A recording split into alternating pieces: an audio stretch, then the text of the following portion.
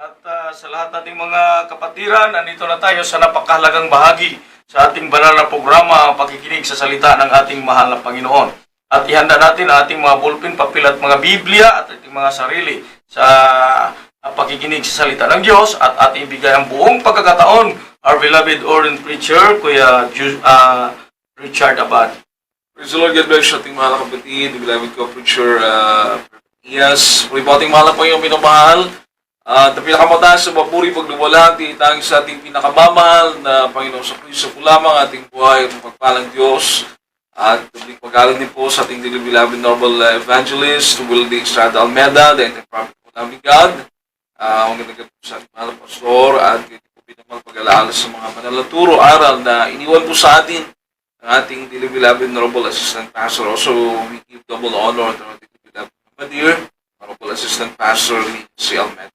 At sa lahat po ng kalamin na mahal ng mga anak, beloved Almeda children, napabot po natin itong pagkalang sa beloved children po natin, beloved parents of the Lord, at sa kanilang din po mga kasama sa buhay, at sa kanilang mga anak, mga apo, may mahal. No?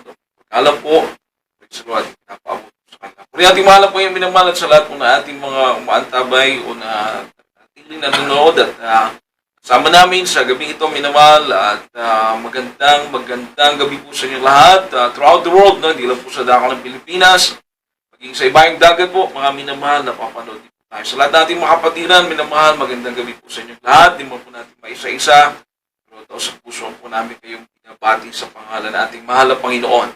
Kung ating dakilang Diyos, mga minamahal, at tayo po'y manalangin, sama-sama po tayong manalangin. Opo dakilat, mapagpala namin Diyos, makapangyarihan sa lahat. Mahal namin, Panginoon Diyos, nagpapasalamat po kami sa patuloy na habag mo po sa amin na pinagkakaloob mo Diyos, mapaglikuran ka, mahal na Panginoon, sa mga sandali po ito sa pangangaral ng banal na salita, o Diyos, sa punong panalangin namin, mahal na Pangelista, patawarin mo po kami, mahal po yung sa aming mga pagkakasala, isin mo pa aming mga puso, Diyos, ikaw po maglangin sa banal na salita, mahal namin, Panginoon, ikaw magbukas ng pangunawa na aming mga kababayan, at ikaw magbigay ng karunungan sa iyong mga ralo, Diyos, sa ilang po umaasa sa makapangyarihang pangalan mo, mahal na Panginoon, sa aming sinasan, ikaw mahal lang, ano mang gawa ng kaaway lumayas sa pangalan ni Jesus, sa pangalan ni Jesus. Amen at amen. Kung yung ating dakilang Diyos, mga minamahal, napakalaga po, mga minamating talakayin yung karunungan na nanggagaling sa mahal na Panginoon. Kaalaman, mga minamahal na nanggagaling sa Diyos, bakit po mga minamahal sapagkat dito po tayo ma-preserve yung mga buhay natin. No? Alam niyo po, dumating yung pagkakataon sa buhay nila Daniel, Meshach, Shadrach, at Abednego, minamahal, ito po si Prophet Daniel po ay isa sa mga gifted na nagre-reveal ang mahal na Panginoon ng mga panaginip sa kanya. Parang katulad din po siya ni Joseph, mga minamahal. No? At dumating pagkakataon, minamahal, na walang makapag-interpret ng panaginip ng hari ng Babylonia, mga minamahal, during that time. Si Nebuchadnezzar, wala pong makapag-paliwanag, mga minamahal. Itong si Daniel, kasama po ng kanyang mga kapwa, mga mananampalataya sa mahal na Panginoon, sila po yung nag-pray. At mga minamahal, i-reveal ng Diyos. I-reveal ng Diyos yung panaginip ng hari kay Daniel. Alam niyo po, pag hindi po yun ma-reveal, pag hindi po yun maipahayag kay Daniel at hindi po niya ito masabi sa hari, buhay po niya ang kapalit. Buhay niya, buhay ng kanyang mga kasama, mga wise men during that time, at maging yung mga lahat ng mga kinikilalang mga wise men during that time, buhay nila yung nakasalalay. Pero makikita niyo po dito, mga minamahal, na ang Diyos ang pinagbumulan ng lahat ng kaalaman. Sapagat nung sila'y manalangin, mga minamahal ko, yung pagtugon ng Diyos sa prayer ni Daniel, kanyang mga kasamang mananampalataya sa mahal na Panginoon, ay naging daan na mapreserba po yung kanilang mga buhay. So dito po natin makikita, mga minamahal, ng wisdom, karunungan, kaalaman na binibigay ng Diyos ay magpreserba ng ating mga buhay. Kaya pakinggan po natin ang salita ng ating mahal na Panginoon sa gabing ito, mga minamahal. Ito po yung sabi ni Propeta Daniel, mga minamahal, sa Daniel chapter 2, verse 20 23. From the book of Daniel chapter 2 verse 20 to 23. Daniel 2 verse 20 up to 20. Si Daniel ay sumagot at nagsabi, "Purihin ang pangalan ng Diyos magpakailanman, sapagkat ang karunungan at kapangyarihan ay Kanya. Kanyang binago ang mga panahon at mga kapanahunan. Siya'y nag-alis ng mga hari at naglalagay ng mga hari. Siya'y nagbibigay ng karunungan sa marurunong at ng kaalaman na makakaalam ng unawa. Siya'y naghahayag ng malalim at lihim ng mga bagay. Kanyang nalalaman kung ano ang nasa kadiliman at ang liwanag ay tumatahang kasama niya." Amen. 23. Pinapasalamatan kita at pinupuri kita, o ikaw na Diyos ng aking mga magulang, na siyang nagbigay sa akin ng karunungan at lakas, at nagpatalastas ngayon sa akin ng ninais namin sa iyo, sapagkat iyong ipinaalam sa amin ang bagay ng hari. Amen. Ulit mga ating mahal na Panginoon sa pagbabasa ng kanyang mga salita. So dito po mga minamahal, sinabi po dito ni Daniel, ni Propeta Daniel, mga minamahal, na siya po ay nagpapasalamat sa binigay ng mahal na Panginoon na katugunan sa kanilang mga dalangin, dahil maliban mga minamahal na masasagot po nila yung hari, ay mapipreserba po yung kanilang buhay. No? Anong sabi po rito mga minamahal ni Propeta Daniel? Sabi niya po, ang mahal na Panginoon ang naglalagay ng hari at siya rin po ang nag-aalis. Ibig sabihin na promotion comes from God. Kung meron mo pong nailalagay po, na iluluklok dyan na mangunguna sa bansa o kaharian, ang Diyos po ang naglalagay po dyan. Kaya napakainam mga minamahal kung may mga nangungulo o nangunguna sa ating bansa mga minamahal na may takot sa Diyos o pinapatnubayan ng Diyos, sapagkat ang kanilang mga desisyon ay ikabubuti ng taong bayan mga minamahal. At sabi po rito ni Propeta Daniel, He revealed the deep and secret things. Ikaw, Diyos, ang nagpapahayag ng mga bagay na malalalim at lihim. You know what is in the darkness. Nakikita mo yung nasa kadiliman, and light dwelleth with Him. At sumasayo ang liwanag. So mga minamahal, sa mga pangungusap na binitawan mga minamahal ni Daniel na isulat sa banal na kasulatan, dito po natin makikita na ang karunungan ay nanggagaling sa Diyos. At ang karunungan na nanggagaling sa Diyos, mga minamahal, ay magpipreserba ng ating buhay. Buhay mo, buhay ko. Kaya napakahalaga pong mga minamahal na sundin natin ang kalooban ng ating mahal. Sundin natin ang salita ng Diyos. Kasi po mga minamahal, ano po itong ating buhay? Ang sabi ng Biblia, what is life? It is like a vapor that you will see it for a little while and little while it will vanish away. Ang ating buhay daw po mga minamahal ay katulad sa usok, no? Na makikita mo ngayon, pero maya-maya mawawala. Ganun daw pong buhay natin, hindi natin alam. Ngayon, buhay tayo, hindi natin alam kailan po ito kukunin ng mahal na Panginoon, walang nakakaalam. So, ibig sabihin, ang buhay ay sadyang masasabi po natin na walang katiyakan hanggang saan tayo bubuhayin ang ating pinakamamahal na Panginoon. Ang sabi po ng James chapter 4, basahin po natin ang James chapter 4 verse 14. James chapter 4 verse 14. Kayo nga'y hindi nakaalam ng pangyayari bukas. Ano ang inyong buhay? Kayo nga'y isang singaw na sandaling panahon ay lumilitaw at pagdakay napapawi. Amen. So mga minamahal, ang buhay daw po natin ay na katulad sa singaw o usok, mga minamahal, na ngayon makikita mo, mamaya pwedeng wala na.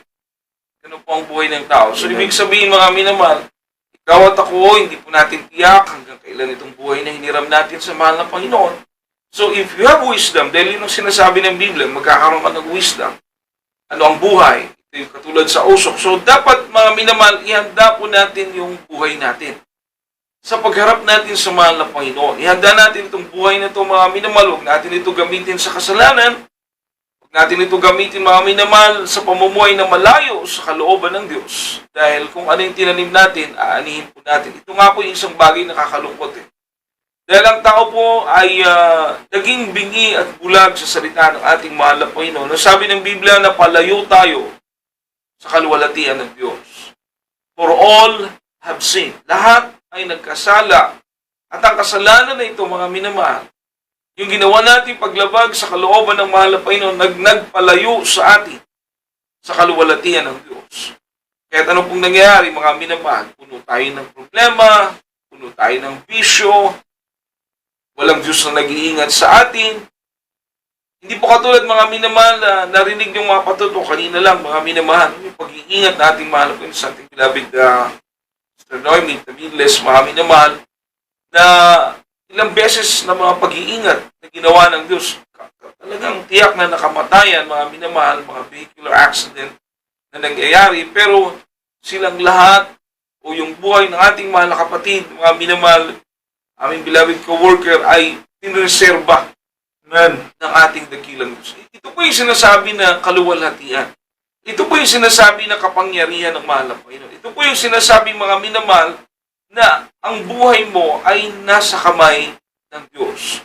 Kung makikita mo mga pag-iingat na ito habang ikay naglilingkod sa mahal na Panginoon, habang ikay lumalakad sa kalooban ng mahal na Panginoon, nakikita mo itong mga pag-iingat na itong mga minamahal, masasabi mo sa iyong buhay, mga minamahal, na napakasarap maglingkod sa ating pinakamamahal na Panginoon. Basahin po natin ang Biblia, mga minamahal, sa Roma Kapitulo 3, versikulo 23, mga minamahal. Roma, Kapitulo 3, versikulo 23, sapagkat ang lahat ay nangagkakasala nga at hindi nakakaabot sa kaluwalhatian ng Diyos. Amen. Sapagkat ang lahat nga ay nagkasala at hindi nakaabot sa kaluwalhatian ng Diyos. Di ba? Kapag may mga aksidente, may patay, may sugatan, yun ang normal eh. Yun ang usually na nangyayari. Pero itong makikita natin, mga minamahal, ma-aksidente, expected mo, may mga namatay, pero wala. Iningatan ng mahal na Panginoon. Nahagip po siya ng sasakyan, mga minamahal, expected po. May mga, nakita po natin na sa kanyang testimony, may mga x-ray ng kanyang brain. Talagang maaaring, hindi ko alam kung anong pangyayari, basta mabilis na po yung sasakyan, pero sa kanya parang may bola lang na dumaan, pero nadaanan pala yung kanyang paa. Pero maging ang kanyang brain in x-ray, lahat clear. Iningatan po siya ng ating pinakamamahal na Panginoon. So dito po, mga minamahal, makikita mo yung kaluwalhatian. Dito sa Jesus Miracle Crusade, pinag-uusapan po natin yung pagbabago ng buhay. Dating sugarol, babaero, mga sinungaling, binago ng mahal na Panginoon. Dito pinag-uusapan po natin yung kagalingan ng mga karamdaman. Cancer, leukemia, TB, diabetes, pinagaling ng Diyos. Walang gamot, mga minamahal, kundi sa pamamagitan lang ng kapangyarihan ng ating mahal na Panginoon sa pangunang panalangin ng ating dearly beloved Noble Pastor Willie Estrada Almeda. Pinag-uusapan natin yung kapangyarihan, pinag-uusapan po natin yung pag-iingat, pinag-uusapan natin yung pagpreserba ng buhay ng tao. Ito yung sinasabi ng Biblia na kaluwalhatian ng Diyos. Just imagine, anong karunungan meron, mga minamahal, na nang kami lumapit sa mahal na Panginoon, sa pamamagitan ng Jesus Miracle Crusade, ang mga buhay namin ay binago ng Diyos. Ang mga karamdaman namin, pinagaling ng mahal na Panginoon. Ngayon, naranasan namin yung mga pag-iingat, yung pagpipreserba ng Diyos sa aming mga buhay. Alala ko, that was May 2017. Ako po ng Bohol, mga minamahal. Nakasakay kami ng motorsiklo noon, minamahal, nakika po manggagawa. Ako yung angkas sa yung driver, hindi man uso sa Bohol yung helmet. Masyadong stricto doon eh. So mga minamahal, may sinusundan kaming adventure na sasakyan. Kumigit na. Hindi namin alam na lasing pala yung driver noon, mga minamahal. Alakalaan yung mga minamahal na nag-apply siya ng brake. Nasa gitna na siya kalsada, hindi naman malapad yung kalsada sa buwan. Nasa gitna siya, mga minamahal, di siyempre pag-apply niya ng brake, nag-apply din ng brake yung driver na kasama ko na pitcher. I-release niya yung brake, umarangkada, mga minamahal, di siyempre ganoon din kami, umarangkada rin. Pagkatapos minamahal, sino mag-aakala bigla po siyang magbe-brake sa gitna, mga minamahal, na full stop. Tamang-tamang arangkada nung aking kasama na driver, nag-full stop siya. Pag nang makita ko na pabanggaan na kami, mga minamahal, hindi na kumakagat yung preno, malapit na eh. Sumigaw pa ako na 3 beses, Hallelujah, praise the Lord. Hallelujah, praise the Lord. Hindi ko na nga nabanggit yung pangatlong Hallelujah, praise the Lord. Minamahal, tumama kami doon sa likod ng adventure na sasakyan. Talagang naramdaman kong lumipad ako papunta ron sa likod ng adventure na tumama yung aking noo, mga minamahal, sa likod ng adventure, mga minamahal. At, pero nakakapagtaka, pagbagsak ko sa kalsada, nakatayo po ako, dalawang pakot, medyo paupo, tumayo ako agad, tapos nagpagpag lang po ako, minamahal. Wala po akong sugat, mga minamahal ko. Yung aking kasama, mga minamahal, medyo natigilan siya kasi tumama yung manibela ng motorsiklos doon sa likod ng adventure. Tumama din yung mukha niya. Sabi niya parang nakakita po siya ng bituin, mga minamahal. Pero maya-maya naka-recover po.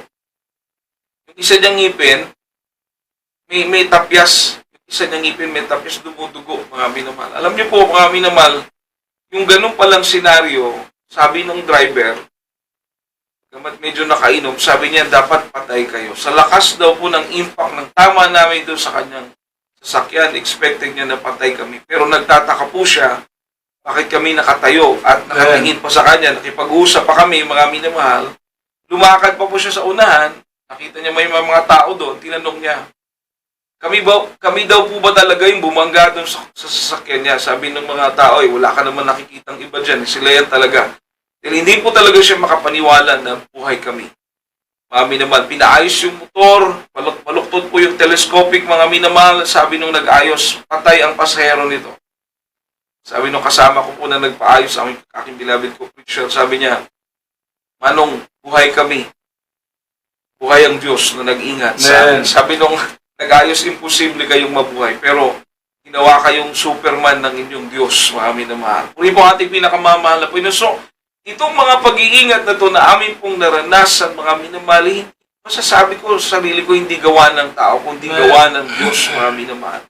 Nasa bingit na kami ng kamatayan noon, pero iningatan po kami ng ating pinakamamahal. So dito mo makikita, mga minamahal ko, na yung kaluwalhatian ng Diyos.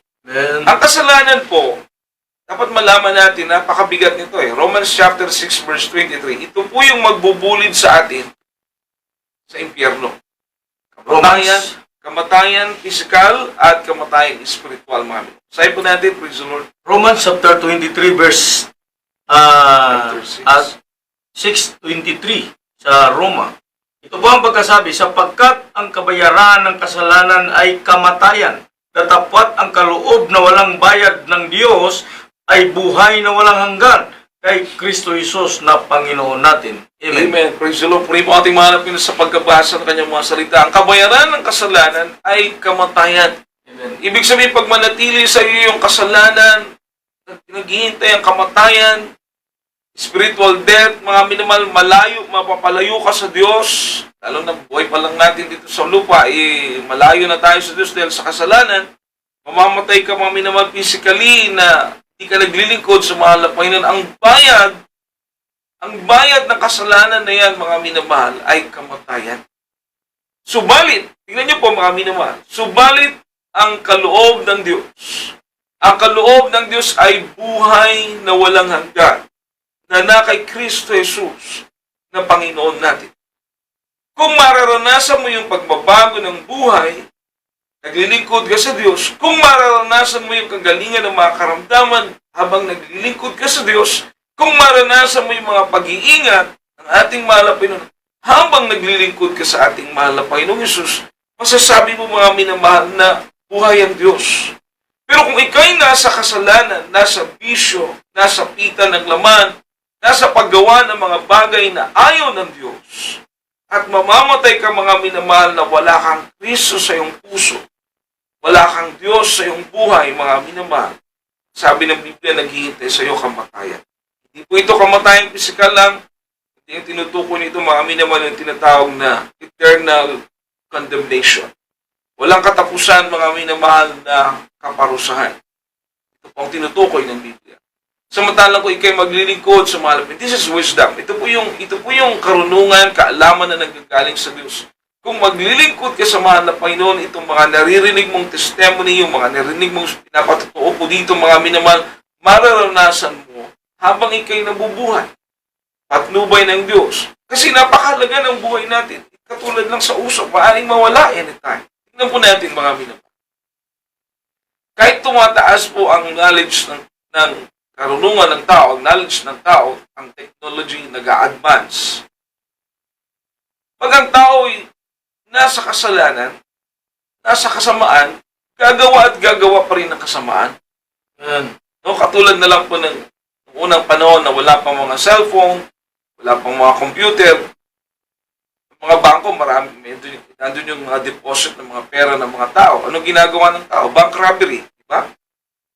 Bank robbery para magkaroon ng limpak-limpak na salapi.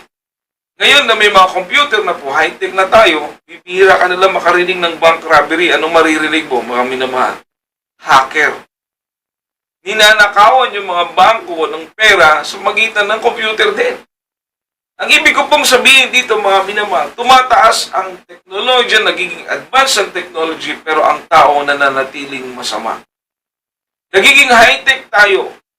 No, dati wala naman itong mga wireless na cellphone, di ba? Mga telepono, may kable talaga eh. Pag kinento mo yun, magkakaroon ng telepono, walang kable, paano mangyari yan? Di ba? Ngayon, meron na. Meron na. May video call pa. Pero, napaka-advance. Tumatalinong tao, mga minamahal. Pero, yung katalinuhan na nanggagaling sa Diyos, nasaan? Ganun pa rin. Kasamaan, nandun pa rin. No? Ang cellphone ngayon, yan nga ginagamit minsan ng mga bomber, di ba? Mga bomber, minamahal. Ginagawa nilang detonator yung cellphone. Tatawagan. Saan yun? Sasabog yun. Mapapanood mo sa mga crime. Ganun ang ginagawa. So, high-tech na rin yung kasalanan. Yan. Nag-high-tech ang technology, ang kasalanan, nag-high-tech na rin, mga minamahal. Ang ibig sabihin, yes, yung karunungan ng tao, nag-a-advance. Pero yung pinaka-basic na karunungan na nanggagaling sa Diyos, na magbabago ng buhay natin, gagawin tayong matuwid, matututo tayong maglingkod sa Diyos, ito po kasi yung dapat magandaan eh. Hindi naman yung marami kang gadget, marami kang computer dyan, langit ang pupuntahan mo. Hindi yan eh. Matalino ka masyado. Langit, hindi eh. Mawawala ka sa mundong ito, hindi ka naglilingkod sa Diyos, eternal condemnation. Walang hanggang kamatayan naghihintay sa iyo. That is not wisdom, that's foolishness. Kamangmangan po yun, mga minamahal. Pero kung ikay naglilingkod sa Diyos, mas pinahalagaan mo ang paglilingkod sa mahal na Panginoon, naranasan mo yung pagbabago ng buhay, naranasan mo na ikay lumakad sa katwiran, maayos na buhay dahil ang Diyos ay kasama mo. Wala man tayo sa mundong ito. And that is wisdom. Dahil habang nabubuhay tayo, life is like a vapor. Katulad lang sa usok ang buhay natin, pero ginamit natin sa paglilingkod sa Diyos. Kung mawawala man ito, minamahal, may langit, buhay na walang hanggan na naghihintay sa atin. Bakit po? Kung ano yung tinanim natin, yun din po ang ating aani. Tingnan niyo po ang sabi ng Biblia. Hindi kailanman magbibigay lugod. Yung mga wala kay Kristo po, tandaan niyo po ito, kailanman hindi sila magbibigay lugod sa Diyos. So, ang kailangan natin, si Kristo. Kailangan natin ang mahal na Panginoon para magbago. Dahil kung wala si Kristo, kahit kailan, kahit mag-advance pa ang technology, kahit grabe na kahit ilagay pa yung computer sa utak ng tao, mga minamahal, mga microchip, gagawa at gagawa ng kasalanan ang tao. Hindi mababago ng teknolohiya ang tao. Pero kung ang tao ay na kay Kristo, magbabago po tayo, mga minamahal. Basahin po natin ang Romans chapter 8, verse 5 to 8, mga minamahal. Romans chapter 8, verse 5 up to 8. Sapagkat ang mga ayon sa laman ay nangagsitalima sa mga bagay ng laman, tatapwat ang mga ayon sa Espiritu ay sa mga bagay ng Espiritu, sapagkat ang kaisipan ng laman ay kamatayan, tatapat ang kaisipan ng Espiritu ay buhay at kapayapaan. Sapagkat ang kaisipan ng laman ay pakikipaggalit laban sa Diyos, sapagkat hindi nakapasasaklaw sa kautusan ng Diyos ni hindi nga maaari. 8. At ang nangasalaman ay hindi makalulugod sa Diyos. Purihin ang mahal na Panginoon, minamahal, God bless you po. Sabi ko, preacher. So then, they that are in the flesh cannot please God. Amen. Isipin niyo po ito. Pag ang iniisip mo ay karnal, kasalanan, ang dulo niya kamatayan. Don't tell me, mga minamahal ko, ang isip mo, buhay mo, nasa kasalanan, may langit na naghihintay sa iyo. Hindi po yun ang sinabi ng Biblia. Kung ang kaisipan mo ay nasa kasalanan, nasa laman, pita ng laman, ang dulo nito ay kamatayan. Pero kung ang kaisipan mo ay spiritual, mga bagay na sa Diyos, mga minamahal, ang dulo po nito ay buhay at kapayapaan. Ang kaisipan na makalaman sa sanlibutan ay pakikipaggalit sa Diyos. Ginagalit mo ang Diyos. Pero kung ikaw ay mamubuhay sa spiritual, kapayapaan at buhay ang naghihintay sa iyo. So tingnan niyo po, paano ka tatawid from a sinful life to a holy life kung sa iyong pamamaraan lang? Hindi po kaya. Pero kung ang ating mahal na Panginoon sa Kristo ay tatanggapin mo bilang sarili mong tagapagligtas at tanggapin mo kanyang kapangyarihan na kanyang banal na Espiritu mananahan sa puso mo, kapatid, kahit gaano kakasama, kaya kang baguhin ng ating pinakamamahal na Panginoon. Kahit gaano kaitim ang iyong kasalanan, kaya ang paputiin at patawarin ng ating dakilang Diyos. Kaya sa gabing ito, mga minamahal, nanyayahan po namin kayo, tanggapin niyo ating mahal na Panginoon sa sariling tagapagligtas, Diyos, sarahin yung mga buhay. Pero pong 4 na reglamento ng kaligtasan, una, pananampalataya, faith, must have faith that God exists, may Diyos, totoo ang Diyos, siya ang nagbigay ng buhay sa atin, matalino tayo. Ibig sabihin ng gumawa sa atin na Diyos, mas matalino po ang ating mahal na Panginoon sa Kristo. Pangalawa, pagsisisi dahil lahat tayo makasalanan. We need to repent. We need to ask forgiveness from God. Pangatlo, bautismo sa tubig sa pangalan nating mahal na Panginoon sa Kristo. Ito po ang tama at the best na bautismo na ating dapat tanggapin dahil mapapatawad ang ating kasalanan, tanggapin natin ang Espiritu ng Diyos. Ang pang-apat, ang bautismo ng Espiritu Santo, ang Diyos ang magbibigay sa Kanya. Yung kapangyarihan niyan, yung kapangyarihan ng Holy Spirit, yan po ang nagbago sa buhay ni Maria Magdalena. Yung kapangyarihan ng Holy Spirit, yan din po ang nagbago sa buhay ni Zaccheo at mga apostoles. Lahat ng binago ng mahal na Panginoon dahil sa kapangyarihan ng Kanyang banal na Espiritu nasa sa atin. Kaya sa gabing ito, mga minamahal, tayo po'y manalangin. Praise the Lord. Maaaring ipikit niyo po ang inyong mga mata. Itaas niyo po ang kamay sa ating mahal na Panginoon. At sama-sama po tayong tumalangin, mga minamahal. Tanggapin niyo po ating mahal na Panginoon. Sariling tagapagligtas, Diyos at Hari niyo po ay sumunod po kayo sa panalangin. Sabihin niyo po, mahal na Panginoon, salamat sa mga salita mo po na aking napakinggan. O Diyos, patawarin mo po ako sa lahat ng aking mga nagawang pagkakasala. Wala pa na kayo magkaisip hanggang sa mga oras niyo. Mahal pa inilisin mo pa aking puso na marumi sa kasalanan sa pamamagitan ng banal na dugo na umagos sa krus ng Kalbaryo. Gawin mo po akong tunay na anak mo sa isip, salita at buong katotohanan. Mahal na Panginoon, iligtas mo po ako sa punang aking mamahal sa buhay. Mahal na Panginoon, iniibig kita, paglilingkuran kita. Ito po aking samot panalangin sa makapangyarihang pangalan ni Jesus. Amen at amen.